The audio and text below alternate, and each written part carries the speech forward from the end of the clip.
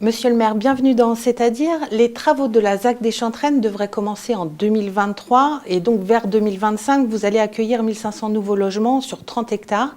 Alors cette zone était exclusivement dédiée aux activités économiques. Vous pouvez modifier le plan local à votre convenance ? En respectant les règles d'urbanisme, le schéma d'aménagement régional, le schéma d'aménagement métropolitain.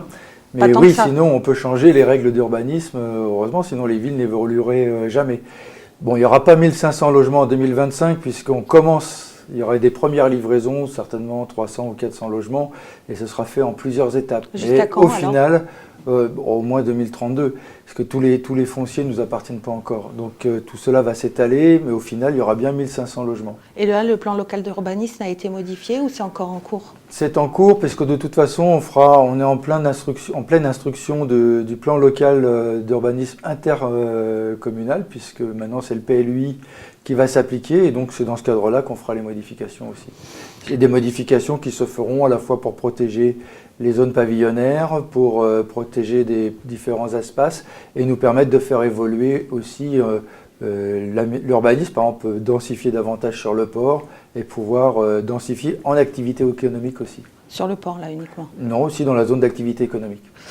La zone va s'étendre jusqu'au rond-point Pierre-Timbaud. Alors, quel avenir pour le Leclerc et l'hôtel qui se trouve du côté du rond-point ? Vous leur avez trouvé des nouveaux emplacements ? Pour l'hôtel, pas de changement. Pour le Leclerc, il y a des propositions de bouger. Mais sinon, si Leclerc s'en va, moi j'aimerais bien qu'il s'améliore dans la qualité de ce qu'il offre aux Gennevilloises et aux Gennevilloises. Sinon, de toute façon, il y aura, comme on fait dans tous les quartiers, une grande supérette qui permettra aussi aux habitants de s'achalander. Et puis, il faut développer le commerce local. Donc, on pourra peut-être en profiter pour développer notre commerce local. Donc, pour l'instant, vous n'avez pas de réponse de Leclerc sur Non, il faudrait qu'il bouge parce que nous, sinon, on continue d'avancer. Et s'il n'y a pas de place pour le Leclerc, il faut qu'il réagisse assez vite. D'autres entreprises sont situées dans ce secteur. Est-ce qu'elles sont réticentes à ce projet ? Vous allez les faire déplacer aussi ? Oui, de toute façon, pour une entreprise, c'est comme pour les gens. C'est jamais très marrant de déménager sous la contrainte. Mais donc, on travaille avec elles et pour les déplacer, les réaménager. Normalement, ça devrait être pour elles un gain, puisqu'elles vont se retrouver dans des zones d'activité économique revalorisées aussi. Et donc, ce sera plus agréable pour leurs salariés. Parce que les salariés aiment bien avoir à côté de chez eux des zones pour se promener. On aura une coulée verte, des magasins, quelques magasins, notamment pour acheter à manger, et puis aussi certainement pour peut-être des brasseries, c'est pas encore sûr ça. Mais en tout cas, pour les salariés, ce sera mieux. Et pour ces entreprises-là aussi, puis on travaille pour pas qu'ils soient perdants. Vous prévoyez dans cette future zone 50% de logements sociaux et 50% de logements privés. Alors pourquoi ne pas mettre davantage de logements sociaux à cet emplacement ? Parce qu'on travaille c'est dans notre plan de construction sur toute la ville. On travaille au 50-50. On a fait comme ça dans le quartier République. On fait ça sur toutes les opérations de grosses opérations d'aménagement. Et donc, on va travailler à cet équilibre de 50% de logements sociaux, 50% de logements en accession. Dans l'accession, il y aura de l'accession sociale aussi. Parce que là, les logements privés vont être les prix des logements privés vont être quasiment inabordables pour les Gennevillois. Ça dépend ce que vous appelez quasiment inabordable, puisqu'on reste les moins chers des Hauts-de-Seine. C'est toujours trop cher, je suis d'accord avec vous de ce point de vue-là. Et puis, il y a toujours des Gennevillois que je vous informe quand même que dans toutes nos nouvelles opérations, à chaque construction, il y a entre 40 et 60% de Gennevillois qui achètent. Qu'avez-vous prévu sur le côté environnemental pour ce lieu ? D'abord, la qualité des constructions. J'aimerais bien que ces constructions soient en biosourcé. Et puis, biosourcé, c'est-à-dire qu'il y ait du bois, qu'il y ait des matériaux qui ne soient pas trop consommateurs en ressources et non polluants, et qu'on sache d'où ils viennent et qu'ils puissent être réutilisables.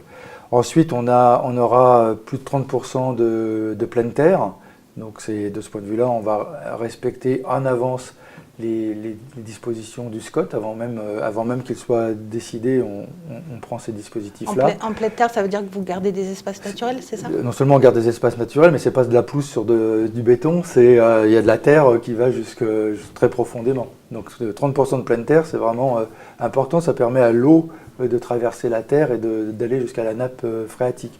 Et puis on a une immense coulée verte qui va relier le parc des Cévines au parc des Chantraines, qui va traverser, qui va pas traverser, qui va être en limite de ce quartier et servir de zone de transition entre la zone d'habitation et la zone d'activité économique.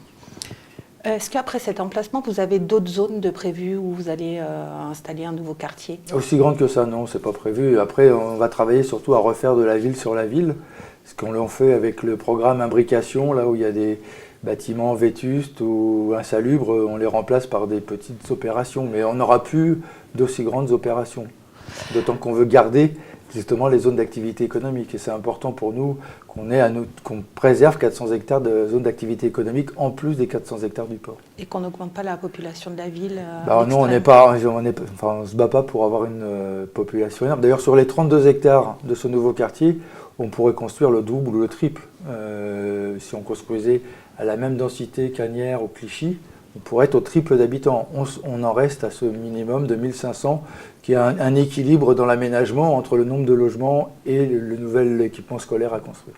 Alors avant d'arrêter là, est-ce que vous avez trouvé votre costume carnavalesque pour samedi? Eh ben non, je ne dis pas ça pour garder le suspense, je n'ai pas encore d'idée, mais je vais trouver, avant la fin, je vais trouver. On arrête là, on se retrouve la semaine prochaine dans C'est-à-dire.